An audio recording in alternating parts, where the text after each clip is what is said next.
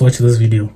Have you ever wondered if worship does anything? Like when I sing those Christian songs, does this mean anything? Will this change anything? I used to think that people worshiped because they wanted to look cool or because it was tradition and they were scared of God. Now, having an encounter with God, I want to share what it does so that it can encourage you that worship really does still work. In the Old Testament, people would get encountered by God, and what would they do? They would build an altar as they worshiped. This altar was used to sacrifice because they recognized that their worship was costly. They were giving something that was worth something to God. I was having a few questions about this because I wanted more information. And it took me first through the surrender and dedication in the Old Testament, and then to how we are now living sacrifices for the Lord. Now, why this is important is because if we do not have a right understanding of worship, we will not have a right understanding of what Jesus has done for us and how we come into agreement with who he is for him to dwell and reign in our lives. Because Jesus was the sin offering when he died on the cross. I hope y'all are getting this. So we now go through Jesus because he made a way to draw near to God. How do we go through Jesus? By glorifying him and remembering him. How do we do that? Through singing about what he's done. Worship exalts God. But when we don't understand this, we're so tempted to worship ourselves. So we will sing the stuff, but the heart isn't there because we didn't know what worship did. It brings you into proximity with God. It gives you a recognition of who he is, and then it allows you to glorify the fact that he did the work so you can delight in it. It pleases God